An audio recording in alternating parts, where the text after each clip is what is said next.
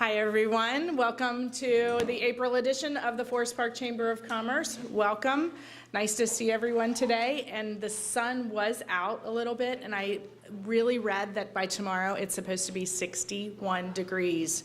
Springtime in the city of Forest Park. I'm thinking it's arrived.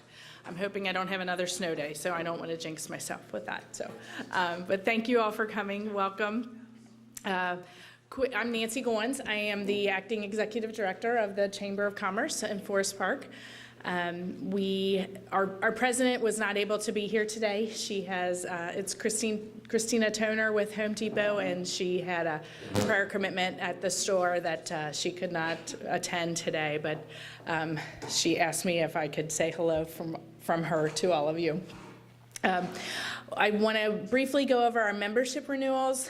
We have delivered most of our plaques for the year. We had a couple little snafus with a few of them, but those should be out to everyone today for everyone who renewed. We are also in the middle of, today was bring a member guest meeting to bring a potential member with you, and I believe that we have a few that people that came today. We are in the middle of we're kicking off a membership drive, and for anyone who refers a member to the chamber and they join, you'll be entered into a drawing for fabulous prizes. Fabulous. So make sure, if you did bring a member today, make sure you see me and let me know before you are a potential member today. See me before you leave, and you'll get a little parting gift from me too. So anyone who wants to join our chamber, we've got a list of benefits. We've got a lot of discounts and things that make your chamber membership worthwhile.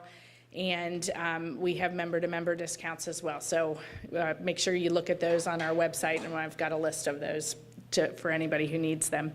Our next meeting will be in May. It will be a regional commerce partnership meeting, and we will be at Springdale in the Maple Knoll.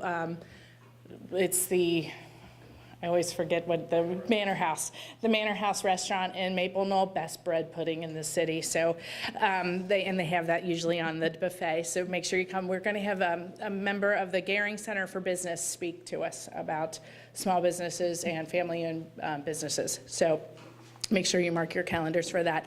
Also, our golf outing, which is our biggest fundraiser for our scholarships, will be on July 18th. Make sure you mark your calendar for that. We'll be sending out information in the next couple weeks for that. It's a great time. We have good food, good prizes, really probably one of the best golf outings in the city. It's reasonably priced, and we do well, so great day. We are going to have some updates from our city departments, and I'd like to introduce our police liaison, Jim Ward. If you could come up, and he's going to give us a little overview of what he can do for us and what his role is at the city, and talk about some things that may be of interest to all the businesses. So if you want to come on up. Well, thank you. My name is James Ward, and I work for the police department, and I know most of you out here, so I'm going to try to shorten this up a little bit. I work in staff services, and I've been here 28 years.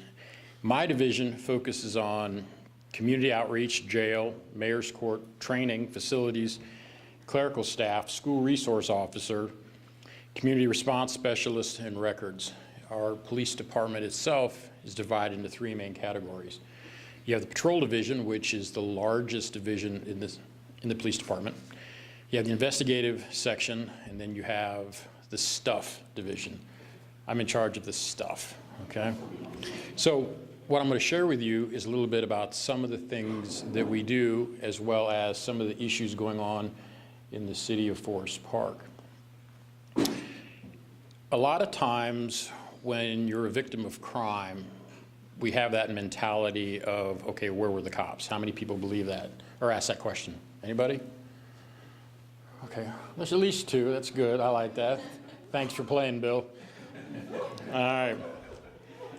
Because we see the cops everywhere, and then when we get victimized, we wonder, well, what is it that the cops are actually doing? And the police department does a lot of stuff, and I'm going to share some of those things with you so that you have a pretty good understanding of some of the behind-the-scenes work. I'm thinking 5 minutes, 10 minutes. Does that be okay? Okay. Every 2 weeks, we inform our city council on some of the major things that go on within the city.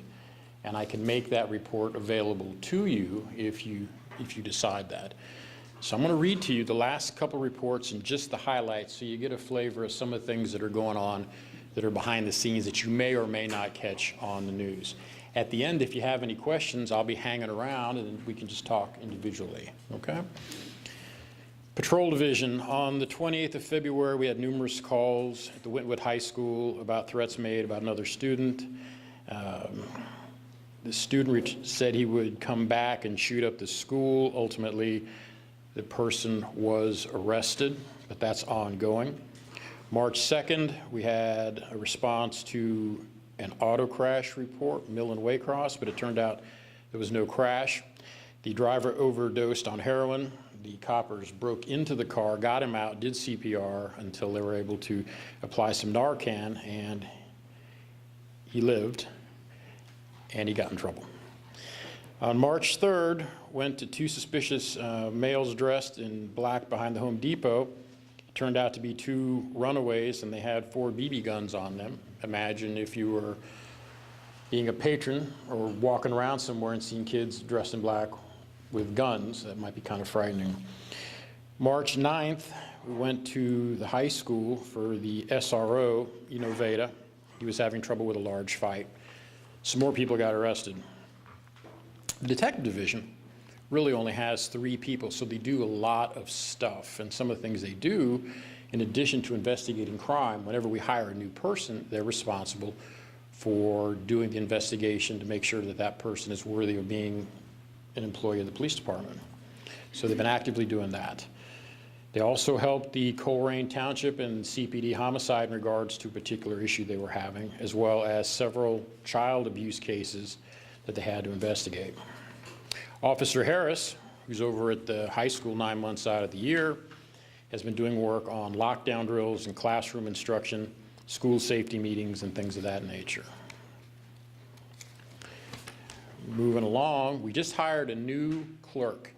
That's good for us because that means now we're more likely to have 24-hour face-to-face conversation at the front window.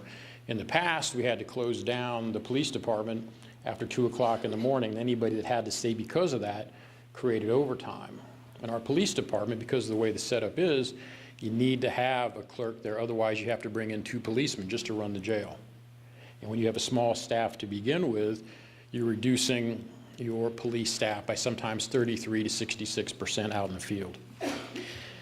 Some of the things that we do, especially in my division, is community relations. And within that, we try to respond to different groups and help them with whatever projects they need. And they're varied, and sometimes they're non-traditional. For example, we visited a couple churches. We read to the daycare at Creative Ivy's Angels.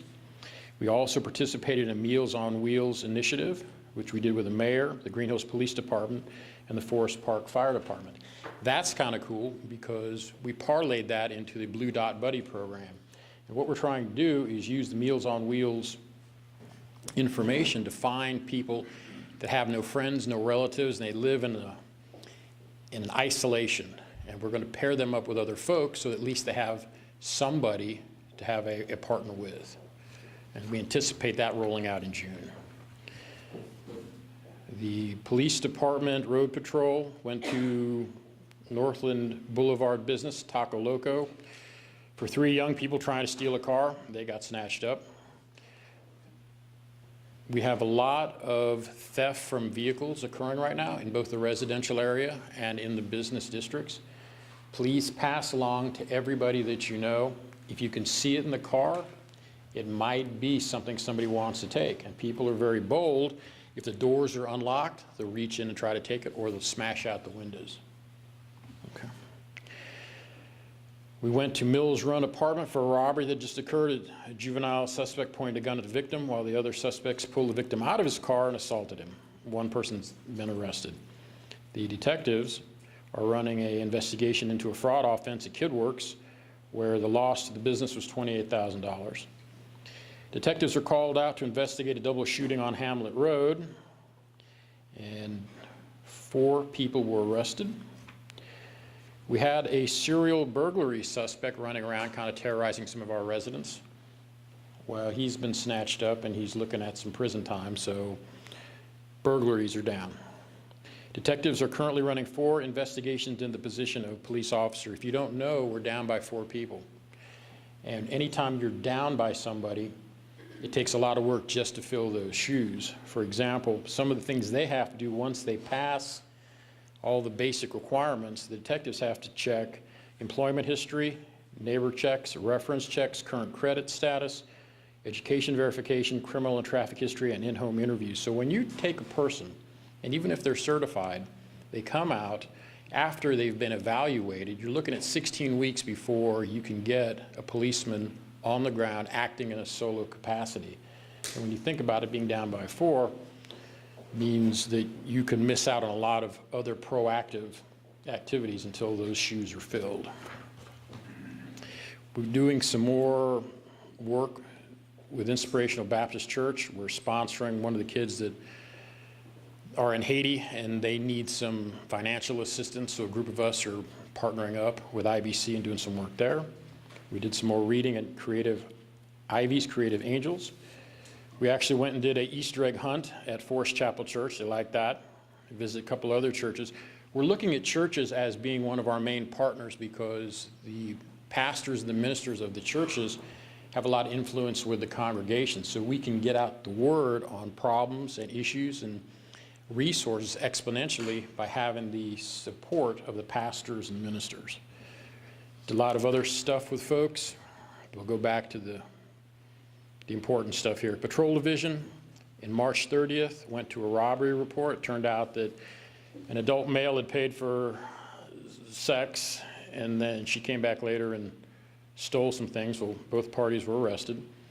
There was a fight in the parking lot of Cruise Inn Bar. That was taken care of, and somebody was arrested. Day shift officers went to the middle school because of a third party concern about a sexual assault involving an 11-year-old. And that's being investigated. 2 adult subjects for felony drug abuse. They were snatched up. And you probably know about the dog that got shot after it. An officer went to an animal complaint, and the dog charged him. The dog got shot, and the dog limped home, and the owner got a ticket and all the other appropriate things that go with that. First shift officers took a theft report at Kroger's in regards to an unknown subject stealing victim's purse off the front seat of vehicles while she was pumping gas. This one's kind of important because we think that the offender is working in the Ohio, Kentucky, Indiana area. He steals license plates, puts them on a car, and then while people are actually pumping gas, he'll go over, steal the purses, and leave. And you not paying attention, you won't know that the purse is gone. So again, please pass along that purses in plain sight represent a risk. And just the legwork trying to clear out your credit cards, get all those things reinstated is not worth it. So either have the purse in the trunk or keep it with the person so that it's not a target. I can't overemphasize that enough because if you were to walk through some of the other stuff that I'm not going to read, you'll see that purses are getting snatched up all the time. We had a couple more thefts, neighbor trouble, another dog issue, burglary reports. And the detectives have completed their 4 police applicant background investigations, so now all that information goes to the command staff and the next step is completed. But you're still looking at 16 weeks before somebody, once they're approved, the boots are on the ground, so you still have a lot of lag time. Because we have a group that kind of knows everybody here for the most part, I'm not going to read to you a lot of the residential stuff. My goal here today is to be a resource to you. On demand, I will bring information about particular topics. If you're a business owner and you want to get together and create some type of Forest Park business page, I can provide you with real-time information about something that happened either in a business like yours or something that might be of value to you. I brought some business cards. If you're interested in that proposal, all I would ask is that you send me an email and tell me that you want to do something along those lines. I'll create an address, and then from there we can just talk back and forth about what's going on. Okay? I saved a lot of stuff that I was going to give to you in the interest of time, and since we all kind of know each other a little bit, don't have to go there. Any questions right now? Okay, thank you for your time. Thank you. We'll have the other city departments talk later at the end of our speaker. I'd like to move on to our speaker today. She is very well known to most of the people in the room and a lot of the people who will be watching on TV. Denise Treehouse is our Hamilton County Commissioner. She was elected in 2016 and took office and has hit the ground running, and she has not stopped. She used to be a state rep for Ohio's 31st district, and she's a very wonderful graduate of Seton High School. Just thought I'd let you know that. She went to school at my high school. We didn't go the same year, but she did go with my sister. So I'd like to introduce now Denise Treehouse. So I'm older than Nancy. That's what she was saying. That was code for she's younger than I am. So thanks for having me. I'm going to do just a little bit about the County Commission, and then I'd be happy to do some Q&A because I'm not always sure I'm talking about what you want me to talk about. Just a little bit of my background. I'm from the West Side. I went to Seton High School, but I was also a business owner on the West Side, and so I especially like coming to chambers of commerce with other business owners to talk about what's important to you. So on the West Side, I own Phillips Swim Club. If any of you are from the West Side, you know that. And then the Front Porch Coffee House. So I was the managing partner for both, but then when I became a state rep, obviously I didn't have time to do either of those, and then became a full-time state rep for the 31st House, which is on the West Side, and now am a county commissioner. So come to find out, these are really different jobs, so it's taken a little getting used to. There's a lot going on at the county. I didn't fully appreciate the work until I took the seat, and it's just been overwhelming, but in a good way. I mean, there's just a lot of good stuff going on. So if you want me to, during Q&A, I'll be happy to talk about the budget. We've got a $28 million structural deficit this year, so that is the bad news. There have been a lot of state cuts, as I'm sure you all know. The local communities are suffering from the same thing with the cuts to the local government funds, the elimination of the state tax. I could go on and on. And so it's created a bit of a structural deficit for us, amongst other things. We're also working on MSD. As you know, the Metropolitan Sewer District issue has been on the plate since I got there. And we are currently, just to give you a quick status, we are lobbying the state legislature, a place I'm familiar with, obviously, to give us an exception to the Ohio Revised Code to allow the retirement system in which the employees currently reside to stay in CRS, in that retirement system. We need an exception to state law to do it. They're considering it, and so we are waiting for OPERS, the state retirement system, to render a decision as to whether or not they're going to support that change. So MSD is kind of on hold.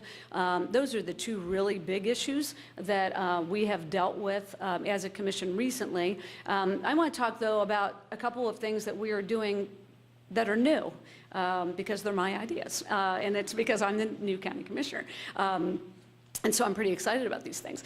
So the first one is that we have initiated an economic inclusion policy at the county. We have hired an individual to work full-time to help us with our economic inclusion efforts. And by that, we mean inclusion by way of race, gender, and ability. And so we want the whole community to be able to participate in the growth and the work that's going on in the county. Think Coroner's Lab. And so we are trying to develop a policy to encourage everyone to participate. And so that's work that is ongoing right now, and so I'm very proud of that. We've got an Economic Inclusion Advisory Council, too, to help us understand best practices, because as you know, the city, the casino, the banks, all have policies around this. What we're trying to do now at the county is understand what best practices are, what's worked, what hasn't worked, what can we do differently, and so that's the work that we're doing right now as a county. Secondly, I've launched the Commission on Women and Girls, which I'm very excited about. So there are 20 women and 10 girls on the commission. We've met twice to talk about what we can do as a county to promote women and girls. And so we're talking about safe places for women and girls, promoting women into leadership positions on boards and commissions, we're talking about pay equity. These are the kinds of things that the group has determined, or rather defined, as the issues they want to discuss. One quick anecdote. What is the most interesting and exciting about the Commission on Women and Girls is the girls. There are 10 girls. They're all different ages. They're from, the beauty of the commission is it's very diverse by way of age, race, geography. And so the girls come from all over the place. There's one Seton kid. She's fantastic. But we've got a little 11-year-old girl named Claire. And we brought them all down when we kicked off the commission. And there was a reporter out in the lobby. And he was, we were all very excited about this, and he was interviewing all of us, and he interviewed Claire and said, it's pretty exciting. This is the first ever Commission on Women and Girls, Claire, and you're an inaugural member, right? It's really exciting. And she said, yes, I'm very excited. And he said, Commissioner Treehouse, is only the second woman ever to be on the commission. This is why she's doing. She said, yes, I understand. And he said, well, maybe when you get older, you too could be a county commissioner. And she looked up at him and she said, I think I would rather be the president.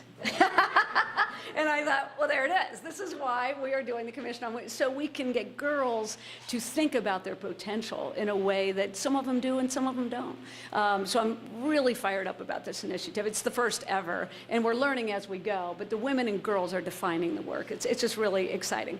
And so lastly, I really wanted to talk about the Heroin Coalition.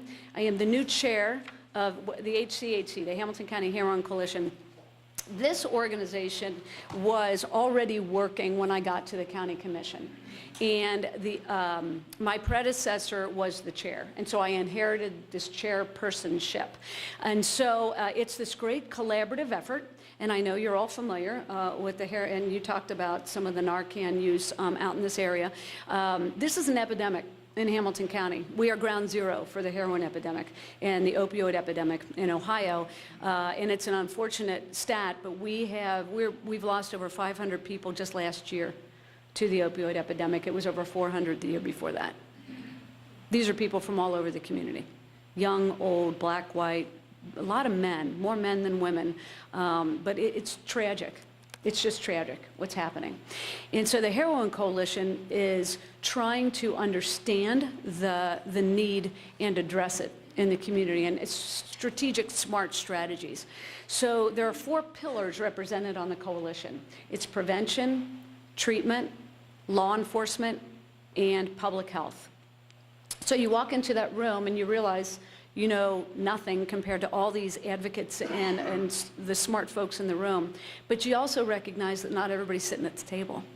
And so as much connectedness as there is amongst those groups, the hospitals weren't there, the faith community wasn't there, other elected officials weren't there. And so our push has been to bring, we've got a mom that comes, she lost her son to an overdose. And so we've expanded the table to include everybody, because the role of the coalition is to connect the dots, to make sure that if we save somebody with Narcan, we're trying to get them into treatment. It's not just the save. It has to be more than that. We have to do more than that in order to try to get that person into treatment. And so it's the connection amongst all these groups and then bringing resources down to help us do the work that we know we need to do to save lives. And so I'm just going to talk about 2 quick initiatives, and then I'll do some Q&A. So the Heroin Coalition, as I said, I'll talk about the 4 pillars. So the prevention piece, we're in the schools. Mary Haig is the chair of Prevention First. They do student surveys every year. We are learning about student drug use and what that looks like and how it shifts. And so there's and then trying to prevent the use of drugs to begin with for people at a young age. So that's critical work. It's the first piece of the work that we're doing. The treatment side, we're opening an engagement center in Hamilton County. So when you have someone that has overdosed and they get the Narcan, a first responder has gone out, presumably, or it could be a family member, to administer the Narcan to save the life. That person sometimes will go to the ED. Sometimes they will go to the hospital. We've got a person then in the ED, and we're trying, it used to be that a person then was, treated, and out they go. And then, and you hear first responders talk about this fatigue, then maybe a couple hours later, that person overdosed again, and they're back in. That is not strategic. That is not what we need to do. We need to get that person into treatment, if we can. And there's a very small window of time in which you can get someone before they've used again and try to get them into treatment. So, it takes oftentimes more than one attempt at this, to be candid, but we need to do the work. And so we've got folks, we got the hospitals at the table, so we're trying to get those folks into treatment. But over 50% of those folks don't take that medical transport. So we've saved somebody with the Narcan, and then what? And so we've got these quick response teams that originated in Colerain Township. We've got them in Norwood and now Price Hill. We are launching, I think it's in 2 weeks, a countywide QRT, meaning that we will have a response to where the need is in Hamilton County. So every day I get an update on overdose, saves, hospital visits, and you should see the map of the county. Different parts of the county light up on different days. So sometimes it's Indian Hill, sometimes it's Norwood, sometimes it's Crosby Township, sometimes it's the West End. It varies. And it depends a lot on the kind of drug they're using, the fentanyl, the carfentanil. I know you guys have heard of all this stuff. But we can't react in this moment in time to that, right? We've got one in Colerain, Norwood, and Price Hill. Well, that is great for those communities and not as great for everybody else. So we're partnering with the sheriff and Tom Sinan from Newtown, and we've organized a countywide effort to this. And so within 2 weeks, we've got a car donated, and so these folks will go in teams to literally go door to door to somebody that has been administered the Narcan, we've saved, and we need to go within that window of time, 3-4 days or so. And so it's a treatment specialist, it's a law enforcement person, and oftentimes it's a first responder. And they go to the door and they contact this person and try to get them into treatment. And these are touch points. And the more touch points, the more success you can have with folks that suffer the disease of addiction. And so the treatment center, the engagement center so you've got these folks, they're coming out of an ED or the quick response teams. Where are you putting them, right? Is there capacity in this community for treatment? So we've got this engagement center. It's like a triage where a person goes in, they're evaluated, we figure out what treatment is best suited. It could be outpatient, could be residential, it depends. Do that triage, do the assessment, and then do the warm handoff. Take them or make the connection with a specific treatment facility so that they get the help that they need immediately. Because if we don't get them immediately, then we've lost them. And a lot of times they do overdose and they die, as the numbers reflect. And so it's really exciting to have this engagement center coming online. It took a while. We didn't have the resources immediately to get this done, but we are partnering with Mental Health and Addiction Services, Talbert House. We've got a facility. It'll open up in the next couple of weeks. So this was the missing piece for us, and so we're very excited. Mercy Health is also doing this within their own facilities. Their hospitals are doing this triage piece and then doing the warm handoff to treatment. So it's a very exciting initiative coming out of the coalition. With the harm reduction piece, public health, we got 25,000 free doses of Narcan in Hamilton County over the next 2 years. So we are trying to widely distribute Narcan. I've got one in my purse. It's a nasal spray, and I've gone through training, but it took like 5 minutes, and it's not because I'm smart. It's because it's easy to administer. Pop it in the nose, and you can bring someone back from an overdose. 25,000 doses free from Adapt Pharma, the folks that make the drug, and UC is partnering with us so that we can better understand what that means. What does it mean to have that kind of wide distribution in Hamilton County? And so they're doing a research piece on it. We'll finish up the work in 2 years and then have some findings to find out whether or not that really has a profound impact on the number of people's lives that are lost in Hamilton County. And then the law enforcement piece. Law enforcement has been a very important partner to the coalition. We are working on something called pre-arrest diversion, wherein if you have someone and they've been revived, is the best space for them in jail, or is it better to send them to a treatment facility? And if we can avoid sending them to our overcrowded jail, that might be a good option for some folks. It's up to law enforcement to make that kind of determination as they encounter somebody and say, do we send them to treatment or do we incarcerate? And so we're working on that. Tom Sinan again and Tom Fallon, he's also law enforcement, Norwood, Amberley area.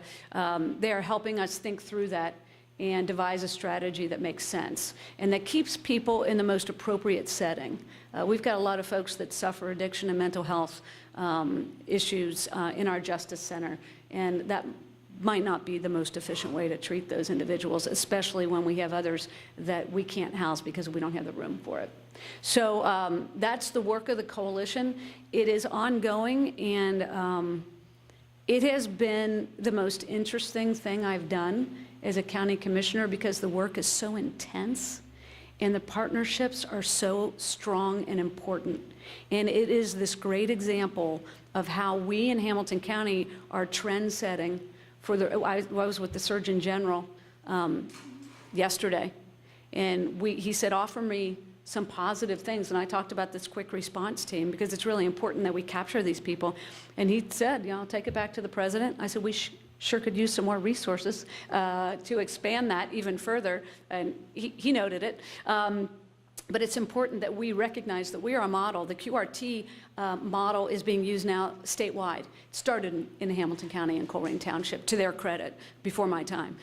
So anyways, that's an overview of some of what we're doing and some of what I am personally doing as a county commissioner. And I would be happy. I do have to leave at 1. I've got a meeting back down at the office. It takes me 30 minutes to get out here. I was surprised. It's like Forest Park's not that far away. Well, evidently it is. So anyway, I've been out here before. I'm delighted to see so many familiar faces and be out here again, and happy to take a couple questions if you have them. Yeah. Commissioner, with the idea of the overcrowding of the JC, there was some plans and possibly some budget talks about opening up the Queensgate facility for the overflow. Is that still? So the sheriff had a press conference on the issue, but let me tell you something else, a different way to approach that. My understanding is that facility would need a lot of work. Remember, we got out of that facility for a reason, again, before my time, but I've talked to the administrator about that, and he said that is not a turnkey situation. We would need a lot of money and a lot of work. So instead, we say, well, we've got this Justice Center, we've got some room. I don't remember what floor it is, but it's in the jail, it's in the facility, and we are retrofitting part of the facility to accommodate treatment, because we're already treating people in the jail for addiction. So we are retrofitting part of the jail into a big pod. And other counties have done the same thing. And it's a pretty open area, very low level offenders, as you might imagine. But we can serve 80 beds in that piece of the facility. So the state has been our partner in this. We went to I know something about state budgets, having been on the finance committee. So we asked for $2.5 million to help build out and retrofit that part of the jail. We got that money. They were our partners in that. I'm very grateful. So we are going to create 80 beds in the facility, relieve that from the jail, move them to treatment, and create more capacity in the jail. So that is what we are doing right now. And we already have, the architect has already done the drawings, the money, the governor signed the bill. We're moving forward on that. I know that will be helpful, but we continue to talk to the sheriff about where we can go with individuals that can be served elsewhere, but then do we still have a capacity issue? So we're still working through it. We were open to the Queensgate conversation, but after having run that down, I'm not sure that's our best option. Yeah. Yes? I do know other neighboring counties, they have just as much of a problem with heroin overdoses. Working with a lot of the police departments, they have had multiple of the same people receiving Narcan up to 3, 5, 7 times. They're not incarcerated. When is enough gonna be enough? I mean, because I understand that you got free Narcan, but it's probably 40 or 50 bucks a dose. It's a lot of money, and there's no repercussion for them doing the heroin. They're not going to jail, they're going to the emergency room and then being released to do whatever. Well, the key to all of that, and law enforcement, I think, will tell you this, is to get them into treatment. Otherwise, you have a situation where you're giving the Narcan over and over again to the same folks. It's an addiction. I mean, this is not easy stuff. This is the reason it's been so intense.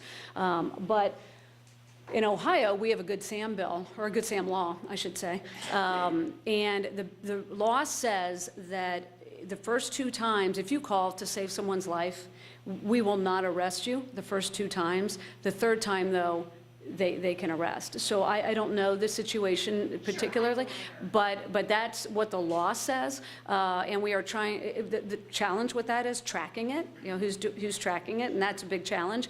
But to the fatigue issue, and I used to hear this a lot, especially from firefighters. Oftentimes they're the first ones on the scene. And I had a firefighter say to me, you know, I have no choice. I mean, there's a person that I can save. It's somebody's kid. It's somebody's parent. We're gonna save the life. It's frustrating, but the frustrating piece is that nothing happens with that person because they're not getting connected to treatment. And I am not suggesting it happens all at once. The first responders know this stuff. We had a guy who had been given Narcan or saved 21 times. He's now in successful recovery. Now that's the outlier, and we're tracking all of this. But this is not easy. But first responders are saying, well, we're going to save the life. It can be expensive. What's the cost of saving the life, right? But then how do we connect them to treatment? You have to do the extra piece. And that's been the frustration of the coalition, is that we know what works. We know we have to do this triage. We know we have to do a warm handoff. It's not good enough to get them to an ED. It's not good enough. Well, and I don't take me wrong, I'm not saying don't save their life, I'm saying there's no repercussion.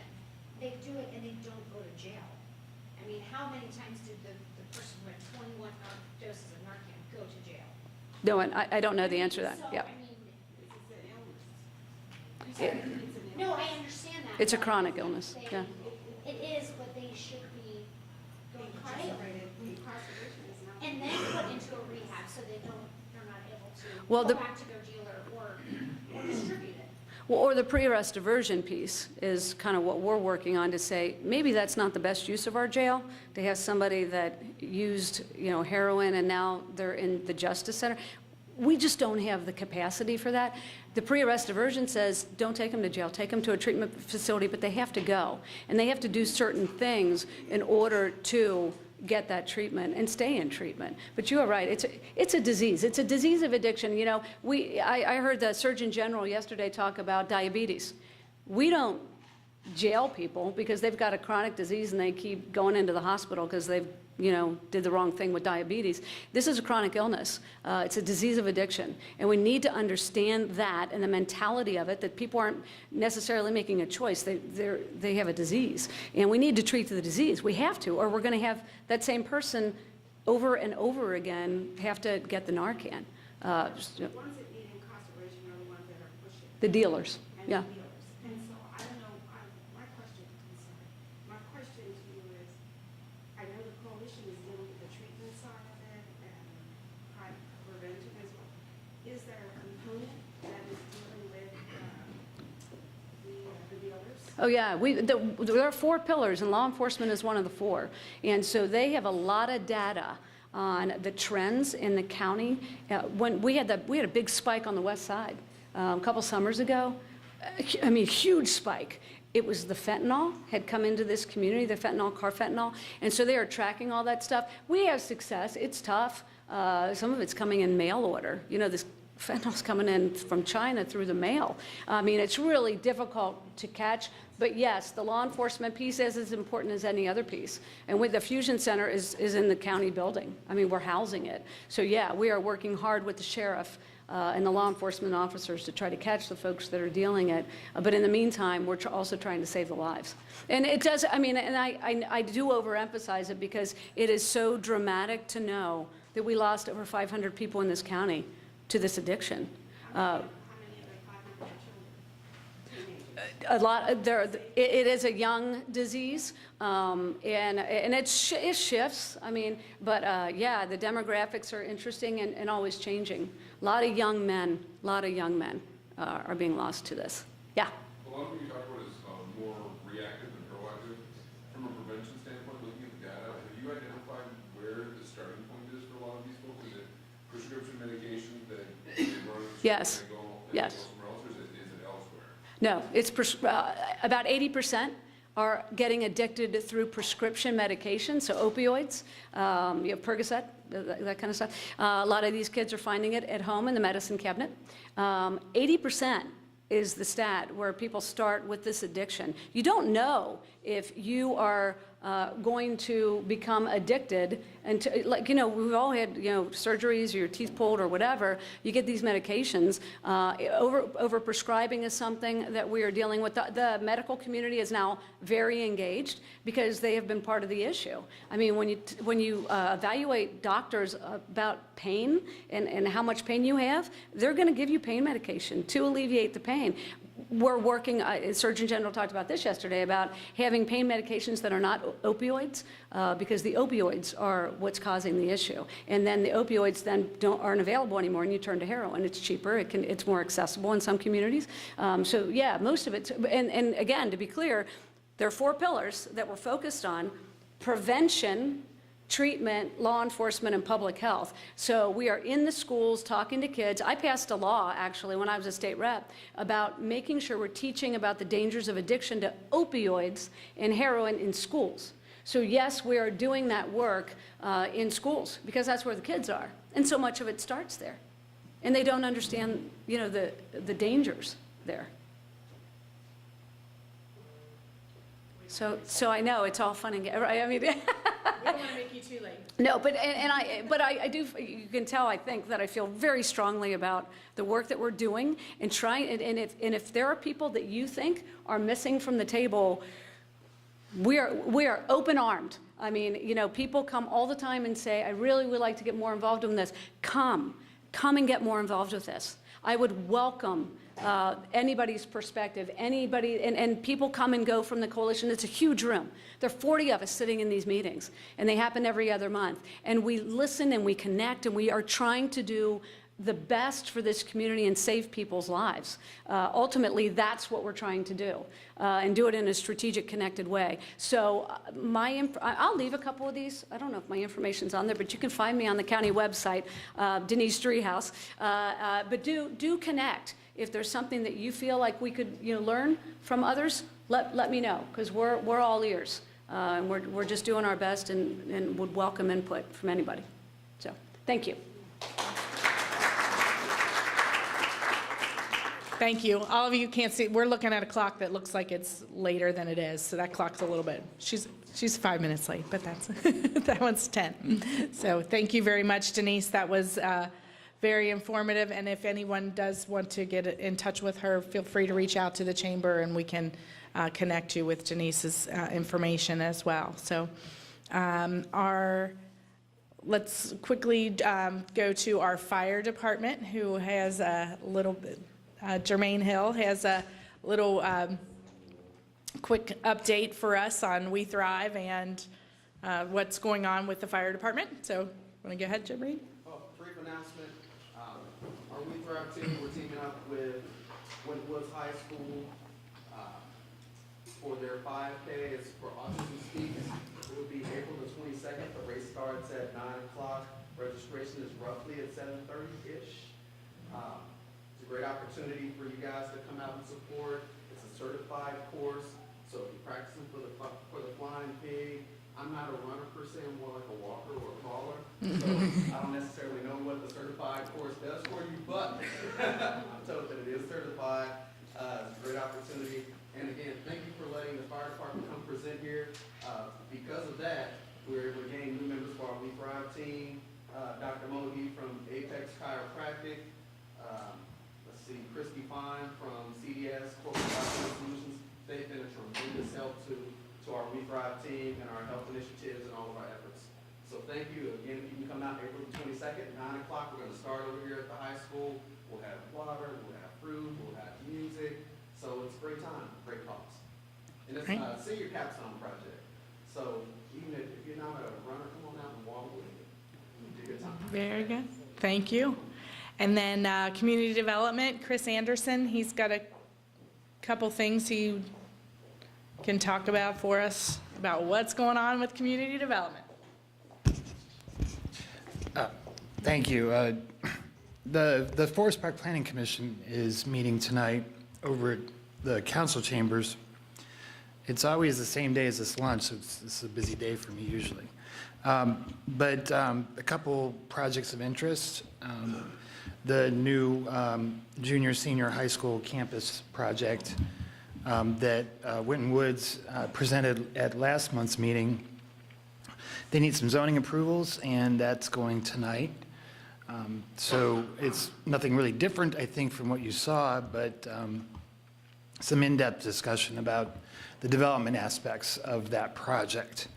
And then also, for those of you who don't know, one of the medical marijuana dispensary applications before the state is for a location in Forest Park, and they're pretty confident that they're going to receive a license, and it would be one of 3 in Hamilton County. And that location is near Home Depot and CarMax on Omniplex Drive, and we're doing a development review of that as well. That, in terms of what it would look like a small store, about 4,000 square feet. But trying to get the best building in sight, and this is something that our Planning Commission and City Council spent a lot of time working on last year. So that's tonight. All right, thanks. Thank you very much. I think we'll be in touch about the next YP event. We're looking to have a YP event in May, and we're also looking to have a couple other events in May that might be fun and exciting to get you out and have lunch or have a few happy hours and things like that. So keep an eye on your emails. If you're having any problems getting emails, please send me an email to info@forestparkchamber.com. And our next meeting, again, will be in May, on May 16th, the RCP meeting in Springdale. So thank you very much, and have a great day.